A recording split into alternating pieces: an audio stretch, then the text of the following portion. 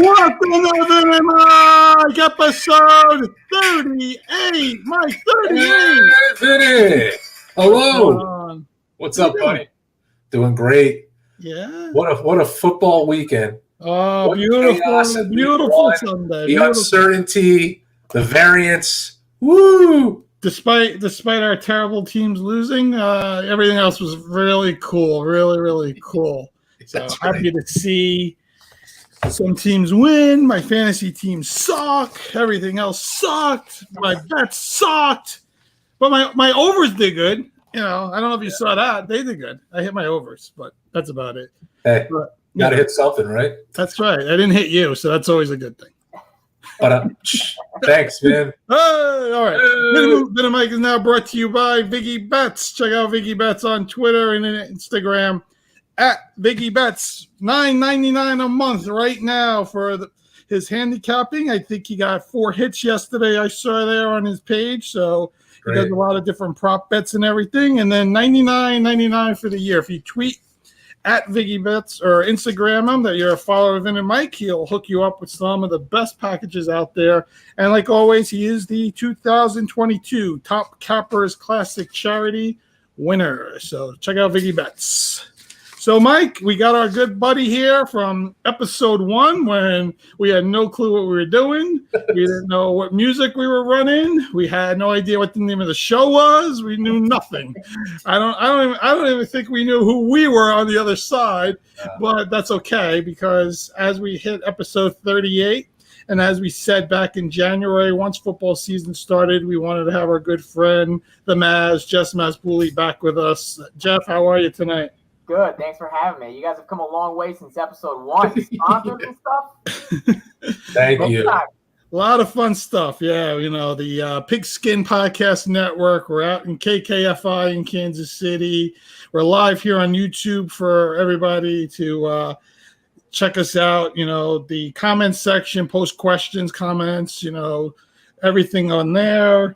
So we're all over the place, Jeff. You know, we appreciate you being our first guest. That was a lot of fun, that first show. You know, as much as we were learning ourselves, I still listened to it and realized we still captured what we wanted to, you know, for our audience. And I think we've headed in that direction with a little bit better way of doing things now. But, it's, you know, you got to start somewhere, right? Yeah, it went really well, honestly. Like, I felt like you guys practiced for that first episode. The feedback that I got was like, sounds like these guys have been doing this for a little bit, but I was like, that was actually the first like unscripted first episode. Well, it's funny that you say that because someone just asked us recently, do you guys rehearse before or do you have like a script? And honestly, we talk like literally 10 minutes before. We kind of have an agenda and we just go with it. In the 38 episodes, we never edited once, and it's something to be really proud for. And again, we're grateful that you're on. Jeff had a big grin when this show started, and for good reason. Oh man, I'm fired up. So let's get right into it. I mean, what was your expectation going into opening day yesterday with Big Blue? Listen, third regime in like how many years? And honestly, at this point, any Giants fan really, you don't know what to expect. I actually liked Joe Judge when we first started. I thought the team was going to change with him in the way, you know, he handled the team and, you know, his no nonsense attitude, making them run laps. I'm like, you know, maybe this is what the team needs. I was proven wrong, but this Dable guy, I mean, for the first time ever, he made a decision that we haven't seen in probably forever with the New York Giants, right? He actually went for 2 and went for the win, right? I think under, you know, Mara and Tisch and that ownership, it's a very old school way of playing football. And a lot of the time, you know, they go the conservative route and just play not to lose, right? So I think if that's Coughlin, I think if that's Joe Judge, I think that's McAdoo, he's going for the extra point, right? Dable has something there where he's just like more aggressive, right? This is a more aggressive team overall. Wink Martindale, the defensive coordinator, he blitzes more than anyone, right? So that's the theme. They're doing that on offense and defense now on both sides of the ball. And that's something we haven't seen in a very long time for the New York Giants. So it makes me like very excited to actually watch them week to week and just to get a taste of that week 1. We have a whole season to experience it. Is going to be awesome. You know, I think it's been a long time coming for the Giants to even have a winning record. I think it was 2016 where we opened the season 1-0. That was the last time we were above 500. I saw that stat. I couldn't believe it. I saw all the stats yesterday. But yeah, it was just awesome to watch. It really was. Yeah, I think, go for the win on the road. It's week 1 in the NFL. I think even if you don't make it, I think fans at home would have felt like this is a team that's, a different team. They're going to be aggressive. They're going to be aggressive in certain points. And that's what you want to see, right? And you have a young quarterback that I think needs somebody to, kick him in the ass basically and get him moving. And I will tell you, and I spoke to a few people before the show, Saquon Barkley looked like he is back to that rookie version of himself, like fast and hitting the holes. And you can see he's looking at the whole field and be able to make those cuts and everything. I thought that was a big part of their win was just the way Barkley played, especially that long run in the second half there that really just got the juices going for them. Yeah, I think the theme is aggressiveness, right? Like even the way Saquon was running the ball, right? And he even said it before the season started. He said he was like, I'm running without giving a fuck about anything. Like he was just ready just to go and run through a brick wall. He knows that, he's going into next year without a contract, right? He's been injured for almost his entire career, right? So he knows this is the year he can't mess around. So I honestly think there's no issue of being afraid of his injury and getting re-injured. I mean, that yesterday was very clear, and I think the team is, they ran him. I think it was only 16 times, but he caught a couple passes too, and had almost 200 yards from scrimmage. So no rust. He looked just as explosive, if not more explosive than his rookie year, and he's a lot smarter about it. I remember in his rookie year, he was bouncing out a lot and getting five yards of separation backwards, but he's very quick enough to actually outrun the defender and create that space and turn the corner. He's not doing that this much, or at least I didn't notice it for this game. It was more like looking more for the hole or any small spaces more intelligently, right? He's not going to just like bounce out of it for no reason. That was really his move, like in college too. He stopped doing that. He's running more north to south, except for that last 2-point conversion where he was actually dead to rights on the 1 yard line. I don't know if you guys saw the replay of that, but he was done. Only Saquon can make that move to bounce to the right side and then run through the defender to get into the goal line. Yeah, I gotta say, to watch on that 2-point conversion, I truly thought it looked like he was going to be stopped. You're right. It's great players like Barkley. Yep. I was really impressed with Daniel Jones. I mean, his accuracy, I think he 17 for 21, 188 yards, 2 touchdowns. So, Maz, what do you really want to see in his game this year? What did you notice about this game that you were happy about? I just want him to make better decisions. Like that one interception to the sideline where I think Dable said, when he was talking to him and he was asking him, what did you see? He thought that he could do a back shoulder pass to Saquon. And just watching it from the TV, I was just like, nothing was there. Not even the back shoulder. Nothing was there. That's just a bonehead move, right? And he was trying to make something happen out of nothing. He's got to be smarter with the football, right? This is what Coughlin preached to Eli all the time, because Eli had that problem early in his career. He was just turning the ball over left and right. And, I mean, he still did a decent amount even throughout his career, but the numbers went down a lot. And he used to just throw the ball away left and right? Just chuck it, right? Protect the football. I mean, that was a chance to tie the game there in the fourth quarter with like 8 minutes left. That was just a massive blow. Luckily, they muffed the punt, and here we are again. But, I just need him to make better decisions. Listen, the receiving situation on the Giants isn't the best, right? We're working with a couple of people from the old regime. I love Kadarius Toney, but he barely played yesterday for some reason, which remains a mystery to me. Kenny Galladay is a big body type, still someone that they're dealing with from the previous regime, right? Not necessarily a fit for what they're trying to do in this offense. What they're trying to do with this offense, which is what they said in the offseason, right? Little, short, quick receivers, right? Short intermediate routes, like a bunch of Tyreek Hills on the field, and just to get open there are just impossible to cover, right? That's why they drafted Wan'Dale Robinson, right? And Kadarius Toney fits that mold as well. So I was very surprised that he wasn't included very much in the game plan. But Sterling Shepard's also that person too, right? He's always been that slot. He had a couple nice receptions yesterday. He's not incredibly fast, but he's a great route runner. That's why he's been, with the Giants the longest out of anyone on the team right now. So that's the type of offense they're trying to build. Daniel Jones, he has to prove himself this year because, first of all, they have to understand that Saquon's the best player on the team, right? We have to be a run-first offense. Daniel Jones will never be a Josh Allen, Patrick Mahomes type of deal. He's going to be just someone who could facilitate the offense, right? So what I saw yesterday was them understanding that, right? The previous regimes were like using Saquon as a decoy, like for all these plays and having like Daniel Jones run out, which is that's a great play, but you can only do that so many times. And, I just think that this offense is heading in the right direction considering they understand Saquon's the best player on the field. So let's run with that. Yeah, I think, Dable also is going to use Jones's athleticism the way he used Josh Allen's. Now, again, he's not going to run him into linebackers like you can do with Josh Allen because of the size difference and all that. And you never want to compare anybody to anyone, especially at the level that Josh Allen is at right now.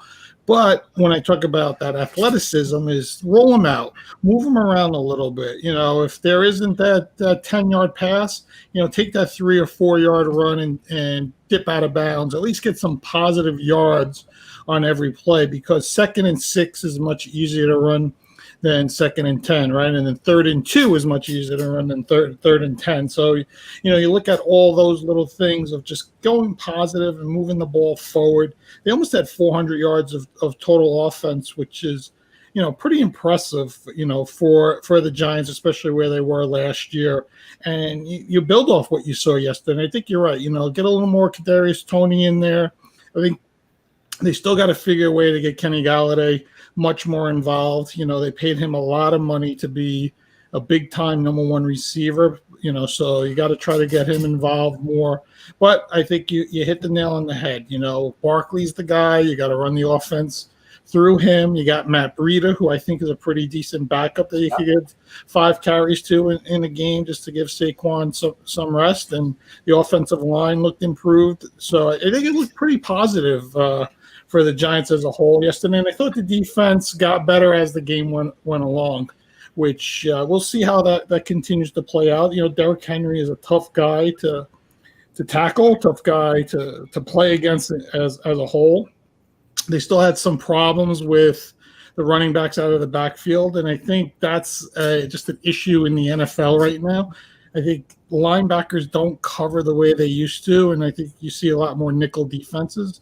But ultimately, I think the Giants looked a lot better than they did a year ago in one game, and I think you feel a lot positive. But at the same time, it's only week 1, right? So you don't want to get too crazy either way, right? Right, Mike? You don't want to get too crazy either way. And we should have lost the game, right? Randy Bullock should have made that field goal. It's a 47-yarder. You're supposed to hit that all day, right, as a kicker. So, listen, it was a great win. We got to be excited about it. And like you said, we can build off of it. But we made some mistakes, right? And we got very lucky coming out of that with the win. But also, you got to give the defense a little bit of credit. We held Derrick Henry to like 82 yards rushing, right? I mean, I don't know if you saw, but Tate Crowder like completely depleted Derrick Henry on a run. If you haven't seen the replay, you got to watch it. Literally just takes Derrick Henry off his feet. I mean, that guy's like massive. To do that is just awesome. So that's the type of intensity they're playing with on defense. And we did it without Azeez Ojulari and Kayvon Thibodeau. So I'm hoping they come back next week. But we're going to have a pass rush when they come back. So that's even better. No, the momentum, they needed it. I was also impressed with their punt returner, Richie James. I thought he did a nice job. I think the yardage was pretty impressive, so he has something to build on. But I just go back to that 2-point conversion. I love the guts of the coach because you're right, Maz. He figures, you know what, we're on the road. If any team needs a win for the momentum, it's the Giants. I just love that about him. When he made that call, I literally said out loud, I don't care if we win or lose. I love that they're going for it right now. If we're going to lose, this is how we do it right here. Love that decision. Love it. Yeah, like I said, go for the win on the road. Go for the win in week 1. It's week 1. Right. Don't Lovie Smith the game. Don't just take the tie. Game, man. It's the Titans. They have Derrick Henry. They're a playoff team last season. We're coming in as one of the laughing stocks of the NFL, right? So Dable's like, listen, let's see what we got. He saw the way Saquon was running it too, right? He was just like, it's a 2-yard run. Saquon has been doing this all day. Yeah, I mean, there was a lot of people locally here, when you listen to sports talk radio and everything, they're predicting the Giants and Jets both with 5 wins and all that. So that's the kind of thing when you see that first win, it's like, okay, I think we can make that over under of over that 7 now, right? So it's that's what you want to do. And now you see what happened to Dak Prescott last night. It makes you even a little more excited when you got those Dallas games coming up. That hey, you know what, we got a shot here. Yeah, week 3 we're facing them, so we'll be facing Cooper Rush, but honestly, don't sleep on Cooper Rush. I mean, he beat the Vikings last season. He had I think he's passed for over 300 yards and had like a couple touchdowns. So he's very capable of beating a good team, right? And right now the Giants, okay, we won week 1, but we're still trying to prove that we're a good team. So yeah, it's a good time to play Dallas early in the year. They got a lot of injuries on the offensive line. Oh yeah, the receivers haven't gelled at all. CeeDee Lamb is trying to figure out how to be a number 1 receiver. Right. Dak's out for 2 months, so it's a good time to jump on them, right now. So yeah, that's the way I look at it. I feel like the first 3 weeks of the NFL are very fluky. I feel like there's you can't go by any trends that are happening, right? It's just like it's an extension of the preseason. I almost feel like, right? They got rid of 1 preseason game, so week 1 is always a little weird. It's the stats aren't going to continue. People are flipping out on the fantasy waiver wires, right? Because they're picking up Jamal Williams, who scored 2 touchdowns or something. But I think that those type of things during the course of a season, everything works itself out and they all regress to the mean and you'll start noticing the trends. But I've always noticed the first 3 weeks of the season are a little fluky. Yeah, especially guys don't play in preseason anymore. Yeah. Yeah, see how many hamstring injuries there are because they're just, they don't play in the preseason. Yep. I mean, Chris Godwin with a hamstring injury, he was looking very explosive yesterday. I was like, okay, he's actually way more healthy than everyone even thought he was, and there he goes with a hamstring injury. And then who was the other one who had a hammy? There was someone. Oh, Keenan Allen, also a hamstring injury. So there you go. Yeah. 2 star receivers probably gone for a couple weeks. You guys are absolutely right. I mean, I told a couple of the guys who were on this show who are Packers fans that, the Packers lost yesterday, but you don't have Devontae Adams this year. So Aaron Rodgers has to have chemistry with all these new receivers. You can't go crazy on one game. You can't. Even with the Rams when they lost to the Bills. Yes, the Bills, I think, are incredible. But these people on social media who are saying, oh, the Rams are not a Super Bowl team.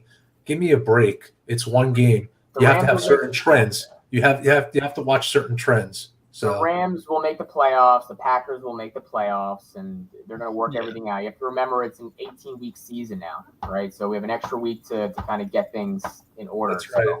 Yeah, and you remember the Packers didn't have Alan Lazard yesterday as well, so they didn't have their quote-unquote number 1 receiver. And Rodgers doesn't play the entire preseason, And if you remember last year, they went to New Orleans and got their asses whooped as well. And everybody was like, "Oh, what's wrong with Aaron Rodgers?" And then next thing you know, he wins another MVP, right? Exactly. So, Mike, let's go across town here. We have to talk about this. I actually have a sound effect. I have a sound effect of what I felt yesterday. Okay, go ahead. Let me hear it. Here it is.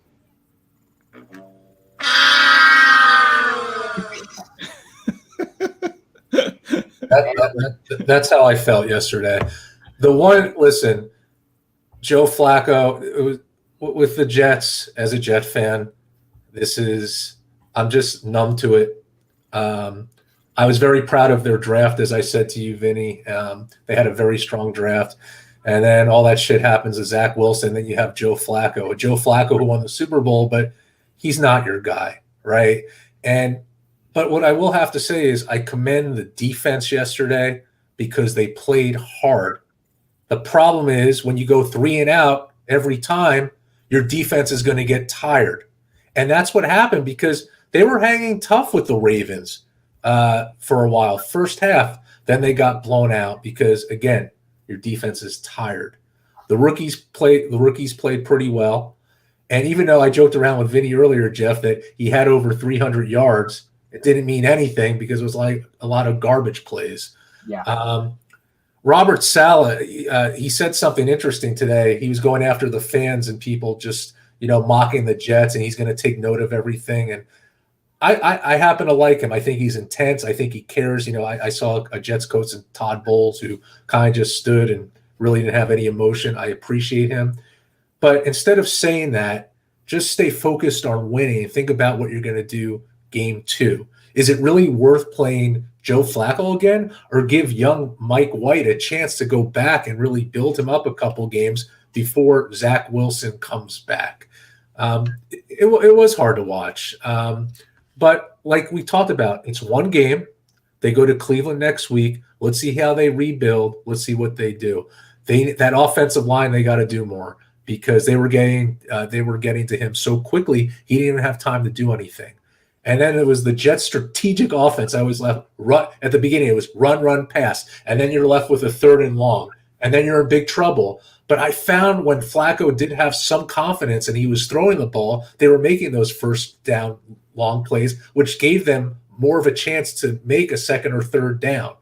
That's where the Jets get in trouble. Also, penalties that gave them first and 20 holding penalties. They gotta just play fundamental football. I think they have the young talent. It just has to be built. It's going to take time, but that's what happened yesterday. So, am I upset? Yeah, go ahead. I don't like when I read the stats and I see 59 passes to 17 runs either. I think that's a it's problem. Not a good ratio. Yeah, I mean, I get it. You were down by a lot in the second half, but the first half you just didn't play good offense. You didn't.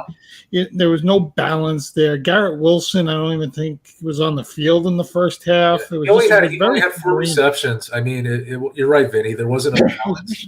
Yeah, it was just it wasn't balanced enough, and when you're 2 for 14 on 3rd down, which is another stat I saw, that you don't win games that way. You just don't. And you're playing a good Baltimore team, no matter which way you look at it, right? You could play a great game and still lose that kind of game. Lamar Jackson is a super talented guy. He can move the ball, he can do things, he scores touchdowns. He might not be the best thrower, but for some reason he throws 3 touchdowns in a game, right? Like people say all this stuff about the guy, but they score a lot of points. He does a lot of different things. He's been a very, really top-notch player. So you take that into account, and you just don't play a good game, and that's what you get. But I really feel you got to get Zach in there and give him a shot with this offense.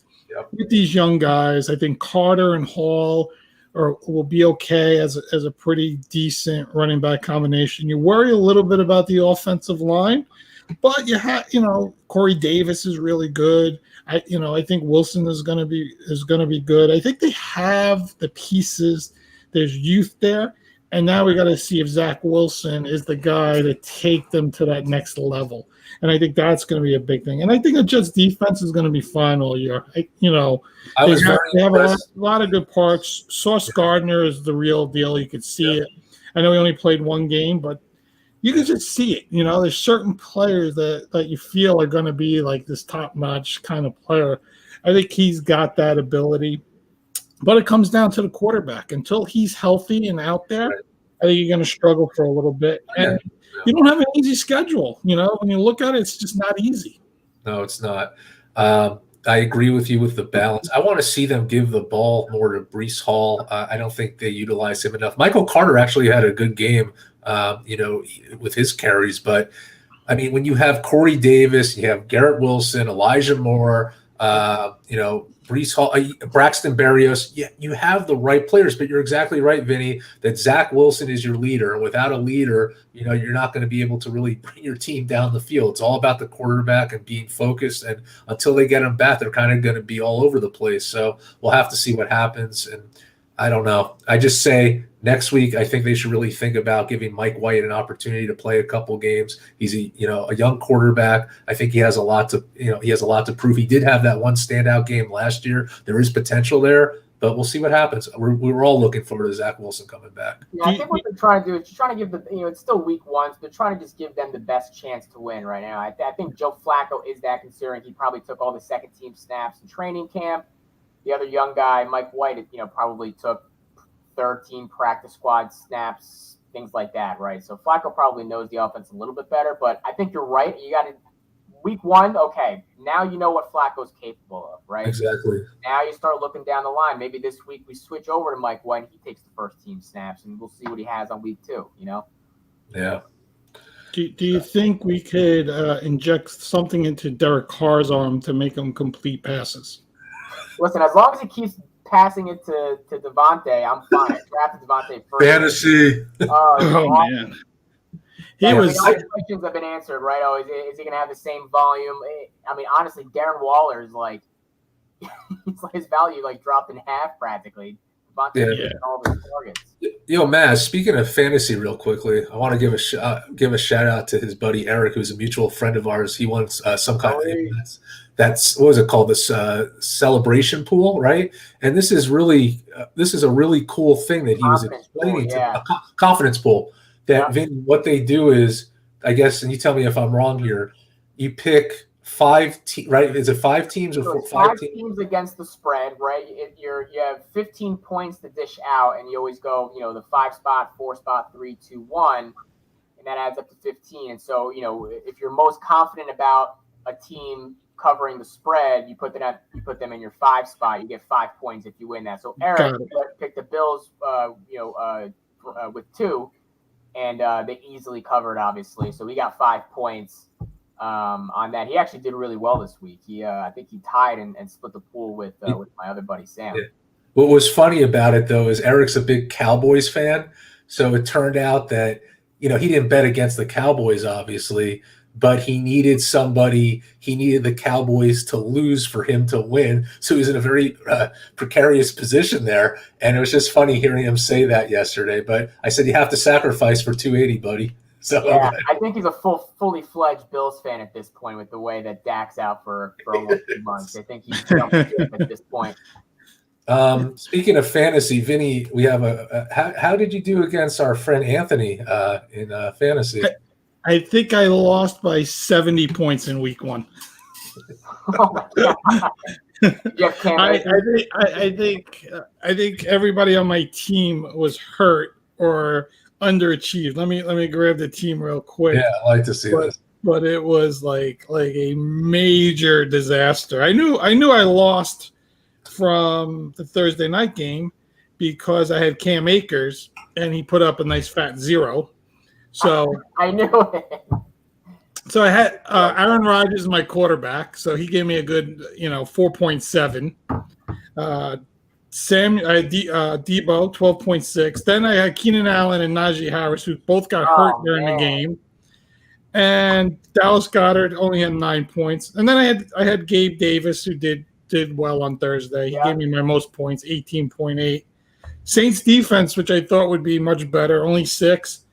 And then my man Carlson out there in Raiderland, 9 points. So, I lost 154 to 81. Woo.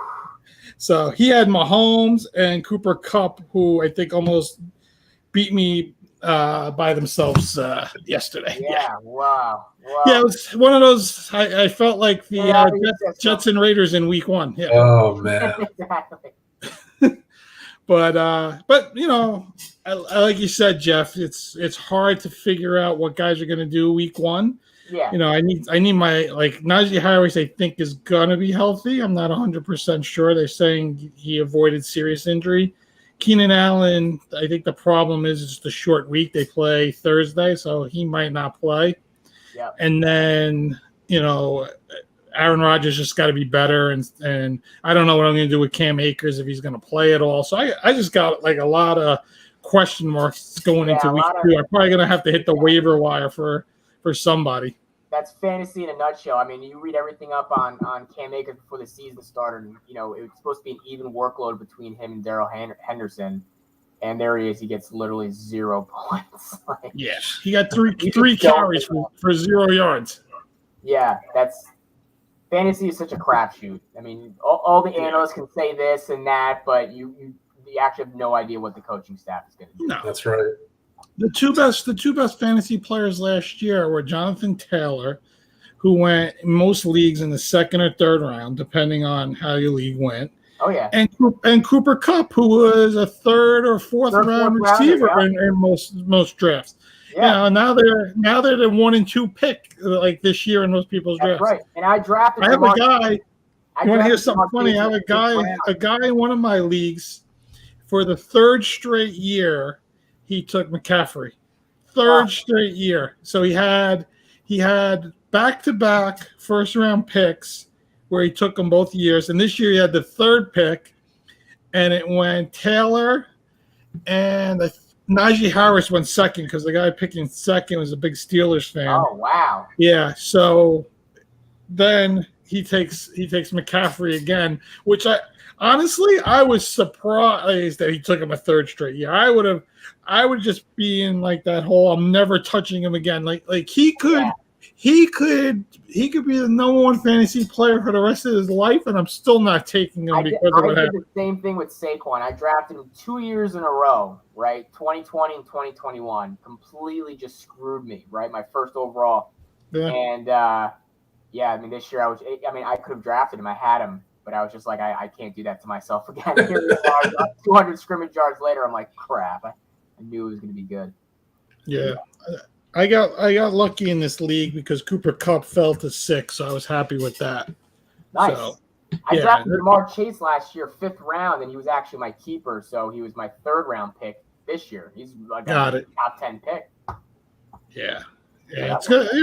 Week 1 is what it is. I'll probably have offers across the board by all the leagues I looked at, but as long as I don't go 0-2, I can bounce back. I think. There you go. That's a good way. Great week 1 though in general, right? A lot of down to the wire finishes, close games, a lot of field goals being missed, which is like excitement. I'm like, what the heck is going on with these kickers? Thank God Randy Bullock was having what everyone else was having. And that was probably the best week 1 I've watched in a really long time. It was awesome. Yeah. I want to dig into some more of week 1 when we come back from commercial break here. But let's take a quick commercial break and get to our sponsors here. So the NFL's opening week was action packed, and it's just getting started. Get ready for week 2 of touchdowns, big plays, and even bigger wins with DraftKings Sportsbook, an official sports betting partner of the NFL.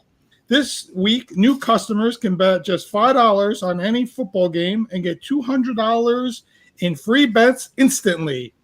Everyone can experience the thrill of DraftKings early win promotion. This Sunday, bet any NFL team to win. If your team leads by 10 at any point during the game, you get paid instantly, even if your team loses.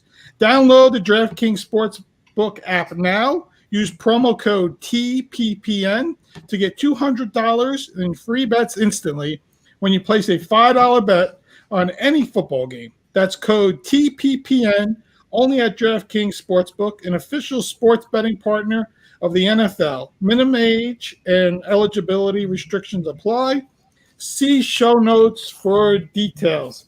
Hey, Jeff, you know what? I've been listening to the podcast on my Raycon wireless earbuds. I don't know if you've checked them out, but you should, because the everyday earbuds look, feel, and sound better than ever. They got optimized gel tips for the best in-ear fit. These earbuds are so comfortable, and they will not budge. Trust me. Raycons give you 8 hours of playtime and 32-hour battery life. Raycons are priced just right. You get quality audio at half the price of other premium audio brands. And guess what? They have 50,000 5-star reviews. I love, again, the noise isolation, the awareness mode. I tune on, Vin and Mike after we're done just to get some relaxation, make fun of how Mike sounds on the show. A lot of good things like that. But you go to buyraycon.com/TPPN today to get 15% off your Raycon order. That's buyraycon.com/TPPN to score 15% off. Buyraycon.com/TPPN. So, how you feel, Mike? That was good, right? I love those promos. You A+. No one does promos like you. Yeah, we're thankful for our sponsors, DraftKings and Raycon. Two fantastic companies that we're really enjoying partnership with, and definitely during football season here. But I did want to jump into some other games and get some of you guys' thoughts. And I think the first game was a big shock to me was the Niners and Bears. In our survivor pool, Mike, I think we had 3 or 4 people take the Niners. we had, I think, 3 or 4 people take the Titans, which I was one of them. So I'm out of our survivor pool already. So it's just like a disaster. Did you apologize to Jeff? Did you apologize? I think we're down to like 50% of our survivor pool just because of the Niners and the Titans. And I think the Colts, because they tied, it's a push. So you're out of the survivor pool, I think, that way because you don't win. So, but we'll see once it all rolls out. But I thought the Niners were terrible. I don't know if Trey Lance is ready for the play the part of NFL quarterback right now. They got Jimmy G waiting in the wings. I know, people say don't panic week 1. Yeah. They were on the road in Chicago, rain and all that. But I don't know. I just didn't get a really good feel for Lance at all in this game. I thought, they had a lot of issues on offense. They really let Chicago back in the game. Chicago's got some major, major issues. Fields is not great. Their offensive line is horrific. Their defense, I don't know where they're going to go to Bears. That might be their only win of the season, actually. But I don't know. The Niners just didn't really look the part. I thought, after seeing the Rams lose, I thought the Cardinals were going to lose this week, which they got killed by the Chiefs. The Seahawks probably tonight, they're going to get crushed. There was a good shot for the Niners to be 1-0 out in front, put a little pressure on early, on the division. But that whole division might be 0-1 after this week. But again, Mike, any thoughts on what you thought of that Niners Bears? Yeah, I mean, Trey Lance is just I wasn't. It was just not a good situation, and I don't know. Debo, I mean, he was okay, but I just felt a lot of things were off. And yeah, but Vinny, again, it's week 1, and the weather did suck. And not that that's an excuse, but you got to utilize. I mean, they're not utilizing their receivers, and the defense was just awful. Like I don't even know. And I mean, Nick Bosa was nowhere to be found. I think he had maybe one play. Fred Warner, like, come on, it was just. I had high expectations for these 49ers. It was not good. It was not good. I felt like Trey Lance didn't know. He had no vision on the field. He didn't know where he was going. They had some short plays. And you lost to a Bears team that is in just disarray. I mean, what do the Bears have going into this season? The Bears are going to win with Justin Fields against the 49ers? I don't know. Was it a fluke potentially, right? I don't know. I think it was a little fluky. I mean, the rain, Soldier Field, that field is, hated by every player that plays in it, right? And you saw the pools of water that were just collecting on the field. They were literally like sliding 20 feet after the game on the water. They also lost Elijah Mitchell, which is their star running back. He's a star in the 49ers backfield, and they lost him. He's going to be gone for 2 months. So that was a big loss for them. I think the weather had a lot to do with their game plan. I think they rushed a lot. Yes, the 49ers rely on the run a lot, right? They have Deebo Samuel out of the backfield. They had Elijah Mitchell, so they really kind of utilize those two out of the backfield, and they get creative with it, right? It's not a typical run game that you see with other NFL teams, but I think the weather had a factor in that, right? And I think it had a factor on both sides of the ball. So you mentioned Bosa. It's probably really hard to get a sack when there's like 6 inches of water, beneath you, and you're probably slipping and sliding all over the place. It was just a sloppy game, so who knows? I'd like to give them the benefit of the doubt, the 49ers, and maybe it was a bad game for them after all, or maybe it was the weather. We'll see.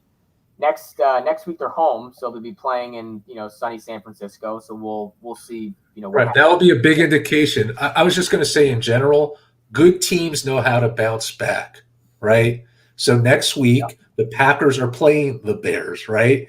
And I think the Packers are a much better team than the Bears. They didn't show that against the Vikings. But how do good teams bounce back? So week 2, as you said, Maz, earlier, the first 3 games, you see those trends, right? And then you'll see next week, are the 49ers really this bad? Or if they capitalize at home, you're like, okay, you know what? They're utilizing the rushing, and this is the team that the 49ers are. This is what they do, and they're winning. Then people will look at them differently. So I think you give it a shot next week, and then you'll see more of that from some of these teams for sure. Yeah, I think Aaron Rodgers, who we know hates the Bears, shown it, admitted it, and everything. And as they go into Lambeau after that horrific start, I think I wouldn't want to be a Bears fan next week. I think that's one of the best bets for us. I didn't even look at the early spread yet. We'll do that one of our later shows in the week where we'll review some of that. But I think it's a bad game for the Bears next week. And I will say one thing. As much as I thought the Niners looked terrible and some other teams look terrible, I think one of the hardest things in the NFL, and that's why I give the Giants a lot of props yesterday, is to win on the road. Because it's so close, the talent levels on all these teams, because of the way the technology is and how they do things in the draft and free agency and all the things that come with the NFL that make the parity of the league incredible. And again, you have certain teams that are a little bit better than others, but if you always look at it, there's so many teams right in the middle, right, with that 7 to 10 win window, and any one of them could beat anyone at any time. And I think one of the advantages always for NFL teams is home field. You get a lot of teams that get upsets when they're home. It's just difficult to win on the road in the NFL. The environments, like Jeff said, you go to Soldier Field where there's, puddles in the middle of the field and all this other stuff that you're not used to. So I will give the 49ers a little pass there, but I expect it to be insane if they get off to like an 0-3 or an 0-4, and then you start getting the Jimmy Garoppolo rumors, and then the Trey Lance things, and then all this stuff that the 49ers did not want to happen. And I think that's where you start getting yourself in a little bit of trouble. So that'll be very interesting to see how that all plays out. Anthony just messaged us, Packers are -10 already. And by the way, he is a Bears fan, so he's probably a little bit he's probably a little aggravated right now at our podcast, but that's okay. He'll yell at us. He's still mad at you, Mike, for saying they're the worst team in the NFL. Listen, and I was so wrong on they won their first game, and then the Houston. I mean, what was that? Like, I was so surprised about that, how they tied Indy. That's what I'm saying. All over the place. I was surprised. I really was surprised. I don't know. I mean, the Texans, they're at home. They basically sat on the ball and took the tie, right? Where I don't know. It's week 1, right? Come on, Lovey. It's your third NFL, head coaching job and all this stuff. This is your last shot of like really, really like having an opportunity to take that extra step. And I don't know. I just don't like playing for ties there, but especially week 1. But guessing they feel that the division is close. It was a divisional game. A tie for them was probably okay. Week 1 division game. We'll get out of this. We'll rebuild. And try to figure it out for week 2. But they had a 20-3 lead, Mike. I know. They looked like they were going to run away with that game, and they let the Colts back in, and the Colts got some big players on offense. Jonathan Taylor's a beast. Michael Pittman's a beast. I think Matt Ryan is going to be really good for them this year. I think he'll be a little bit of an upgrade over Carson Wentz and all that. So I think the Colts are going to be a really tough team to play in that AFC South. The Jaguars are still trying to figure it out and all that. And we saw what Tennessee was yesterday. We're not 100% sold on them. So, but again, I just like going. I like going for wins. It's about winning games. I don't want to tie a game.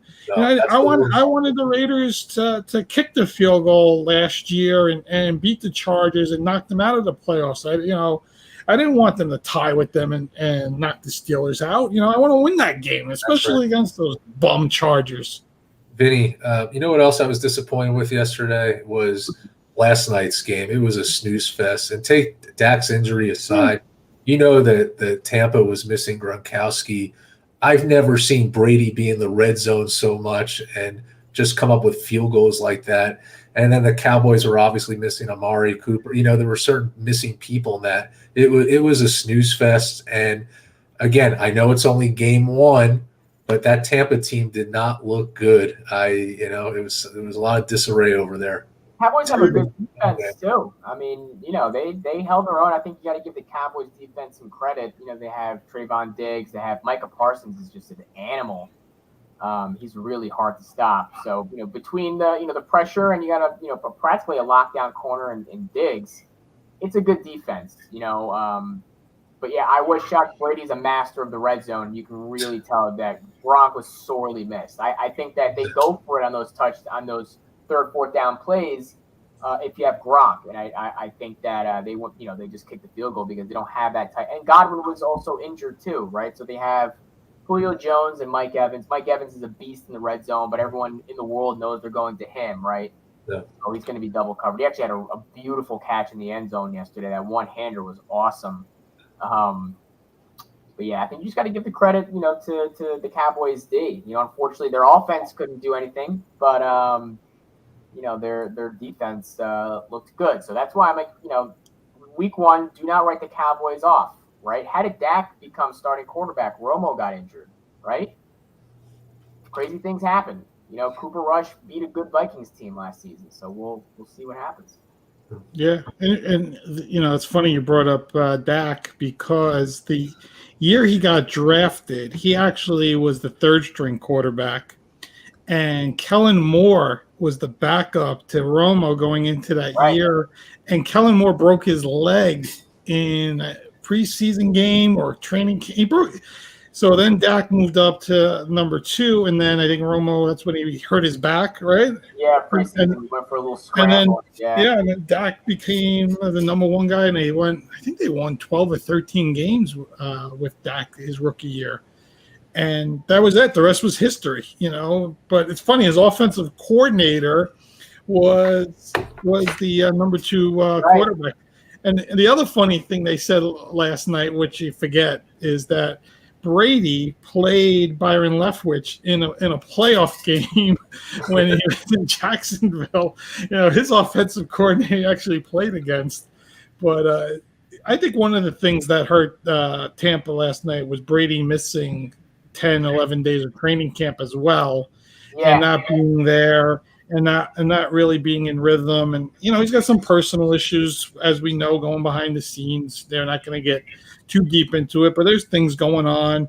So I think he just wasn't in rhythm at all. They settled for a lot of field goals. Yeah. And I think you guys make a good point that, Gronkowski, who's that comfort factor sometimes when things aren't going right for you. You have that guy that you can just throw the ball up to and catch it. And, the one thing about Julio Jones, as great as he is, he's never been a red zone guy. You can look at his stats. He's never put up big touchdown numbers in a year. Yeah. So that's one of the things. So, Godwin getting hurt, I think the rust, all those things all played out. But ultimately, they won pretty easily against Dallas, who, like I said, I think Dallas has got a lot of injuries. Their wide receiving core is very young. They're trying to figure it now with Dak being hurt. Good time to play Dallas. They literally could go like 0-6 and before they start figuring things out, just because of the injuries and all that stuff. We'll see. Like you said, Jeff, Cooper Rush, you don't know, right? He showed some signs of being really good last year.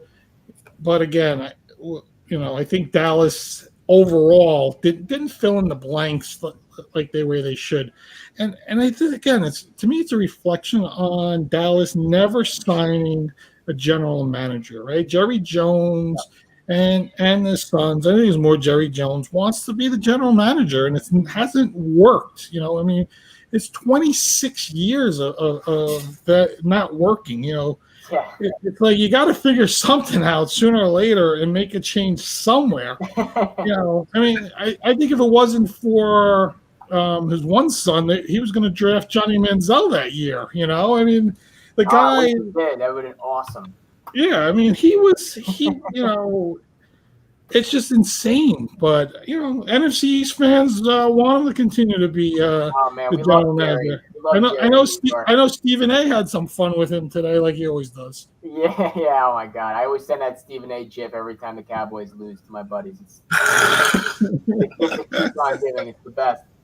We'll see. Listen, all these again, week one, all these teams are going to work this stuff out. Yep. Brady over everyone is just crazy about preparation, right? I can guarantee you he probably went and was watching video later that night. We're watching tape. Well, no, I got to tell you something. Like I saw his post game, right?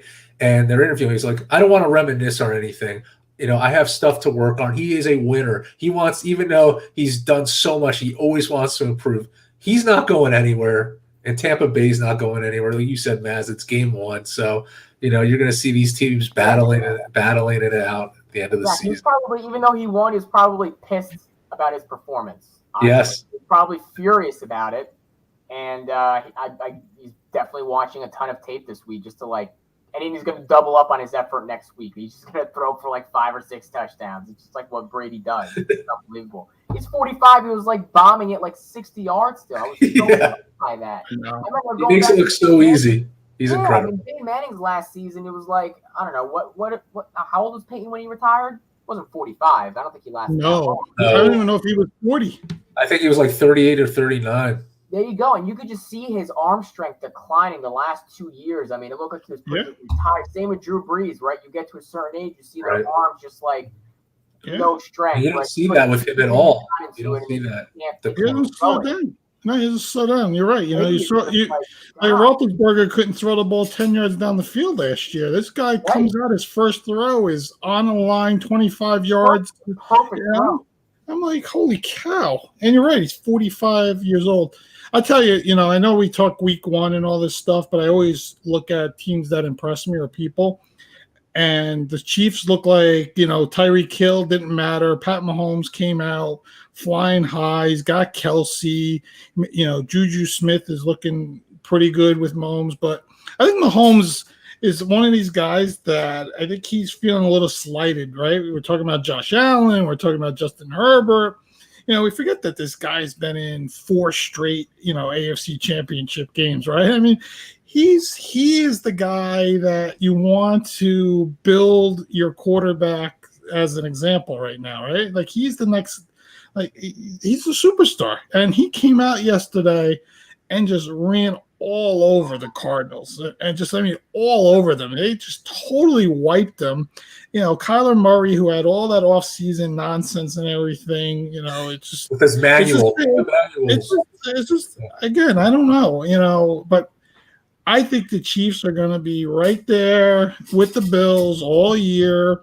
I think we're heading to one of those classic Manning and Brady kind of matchups, for a long time there. It just looked and felt that way.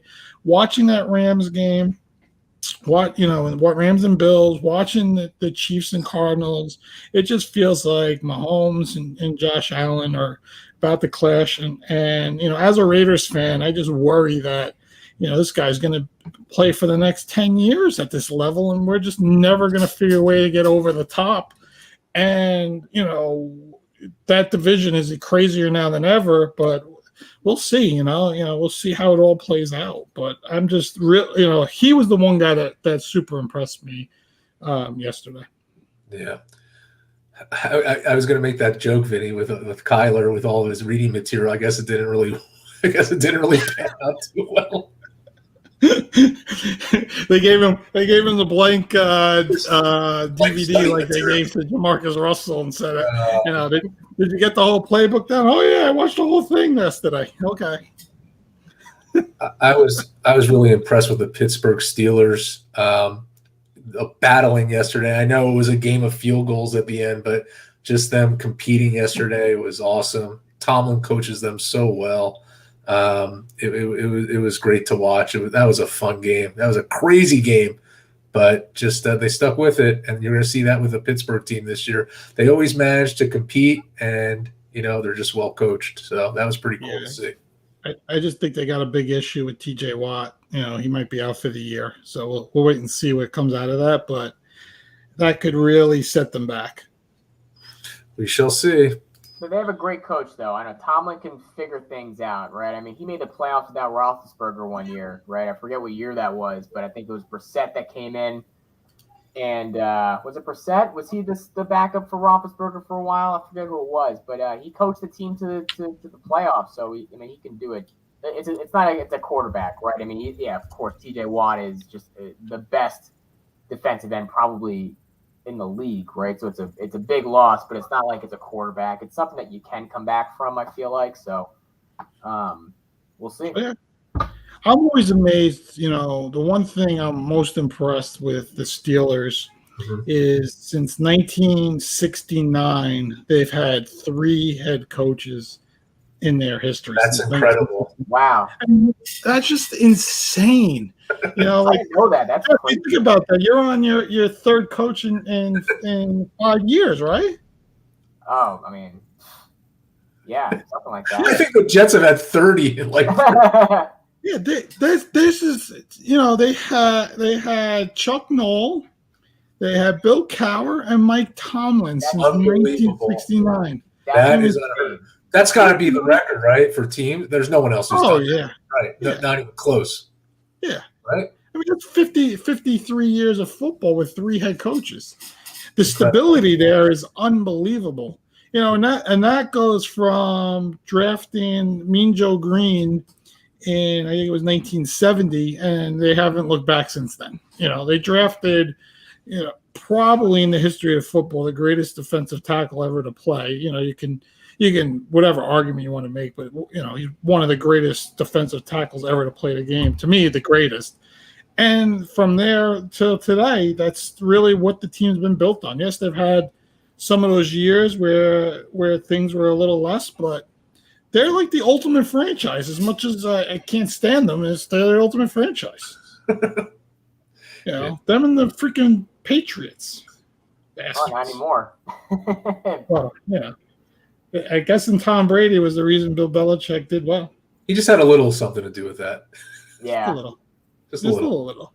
Yeah. I think before, I know we like to not go over the hour, Mike, but I think for our audience that likes our baseball talk, we should just dive real quickly. Mets, Yankees real quick. Yeah. Yankees 2 out of 3 against Tampa. I thought that was big. They needed that. They need to win 2 out of 3 for the rest of the year now. There's 21 games left. Go 14-7, 99 wins. Roll into that 2 seed. Get themselves set up. Get everybody healthy, and get ready to roll. That's the way I'm looking at it right now. They have all these young guys up that are playing well. Judge is on another planet, as we said all year. If Stan can keep on hitting, and their pitching gets healthier and all that stuff, I think they're in a good spot. Tampa's got a tough road. They play Toronto, I think, 9 times. They still got to play Houston, I think it's 6 times. So they're in a really good spot when it comes to where Tampa sits and where they're going to sit. I think they should be able to win enough games, play good enough here down the stretch, get healthy, get that 2 seed, get ready and rock and roll. That's what I expect. And the Mets are in for a tough road here. I thought they were going to win a lot of games against a lot of these bad teams, and they're starting to figure it out. I thought it was a huge help for them last night. Seattle almost blew that game in the 9th inning last night. I think the Braves scored 5 in the top of the 9th, but Seattle came back, game-winning home run, win the game. And, before you know it, the Braves, I think it's 1.5. I think 1 in the loss column. Which, the loss column is really what you look at. But they got that big 3-game series with them at the end. If they could, be in a position where they just need one of those games, take one, get Scherzer healthy, get DeGrom rested, get that bye also. I think we get Houston, Yankees, Dodgers, Mets. I think that's what we've been looking for all year. That's I've been preaching, I think, since we started the show. I have my Subway Series bet still in there, nice and active. Anthony wants to thank Mike for his over easy money with the Dodgers. What were you guys, 98, I think was the over-under? Something like that. We are good with that. You both were thinking 130 when you made that bet. But that's, It feels like that, but yeah, I mean that's where it is, right? I mean, I think it's getting pumped up here. We're getting really excited. Giants winning. People got to feel that. Yankees and Mets winning. Get the Jets to get a win next week. Before you know it, New York sports will really start, feeling good. And then the Knicks will come in and make us cry, but that's besides the point.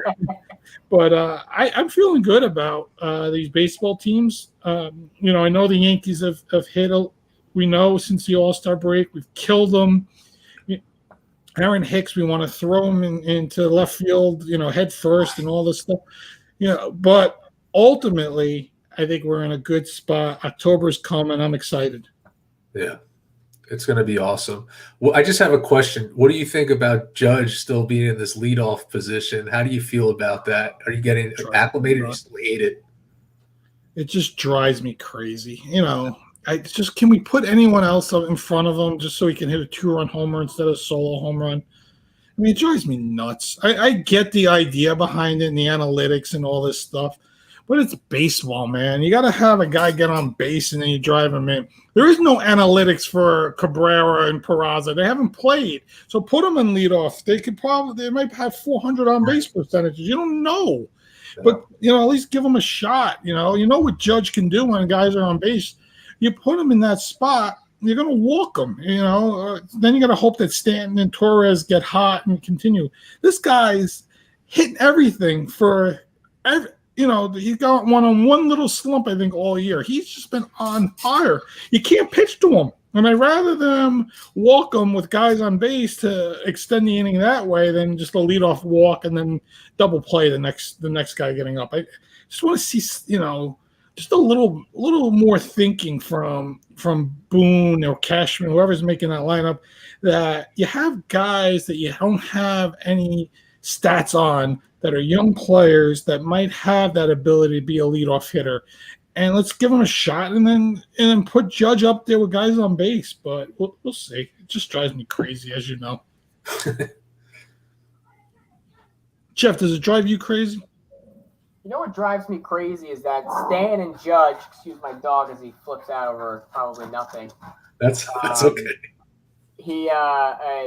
Judge and Stan, I've only batted back-to-back like a handful of times this season, which is just like the craziest thing to me because they're the most just explosive batters that you have on the Yankees. The other thing about the Yankees is that a lot of the key guys that were like actually producing for us for a long time this season, all above 33 years old, right? LeMahieu, Carpenter, Rizzo, Stanton, all injured at some point, right? These players, they can't last 162 games anymore. There's just too many games in the season. There's too much traveling. I mean, listen, you compare like a baseball player to a football player, and these baseball players run to first base and they are injured for 10 days. It's like all you were doing was trotting to first base. Like, oh, you hit the outfield wall and you're injured now, right? The thing of it is that there's just so much wear and tear because there's 162 games in the season. That's why the Yankees are an older team, right? We were forced to kind of bring all these younger guys up because of all these injuries that we have. But, the folks that were just producing for us, all injured, right? Carpenter was having a phenomenal season, one of the best seasons that we were having on the Yankees for any player on the team. And, we're missing him, right? Rizzo he's very explosive, right? I think he's the one that usually bats cleanup or around there and gone, right? LeMahieu, who's like early up in the lineup, he's the guy who's supposed to get on base and get batted in, gone, right? All of these key people gone for a while. So what's happening now is they're all getting healthy at the same time. I think ownership and Cashman and Boone all realize that. Let's not rush it. We have a very healthy lead. Yes, it's going to get close at the end. We do have to start winning games, so maybe they start bringing those people back. They already brought Stanton back. A couple of our bullpen guys are getting healthy, and they're going to be coming back. So I think they're just trying to time it right. They don't want to risk anything. They want to save them for as close as possible to the postseason, but they also don't want to lose a division. So I think all that stuff is starting to happen as they, get closer to the end of the year. Yeah. All right. Anthony said 97.5 it was, Mike. So that 98th win will be the over for you guys. Yeah, we're gonna hit that and celebrate for sure. That's great. All right, Jeff, appreciate it. We'll have you on again when the Giants are making a playoff run. Hopefully, right. That's what he likes. I will be back. Thank you guys for having me. This was awesome. Yeah, we love you. You're always going to have a special place, Jeff, because you were the first guest ever when we didn't even know the name of the show, when Mike played some extremely poor music where he found, I don't know where he found it. On his phone, right? But yeah, we appreciate you when we started the show, and appreciate you continuing to be a fan of the show and joining us when you can. So we thank you for that. And Mike, let's see what happens. We'll be on Thursday or Friday again this week. Everyone will do our picks for Sunday.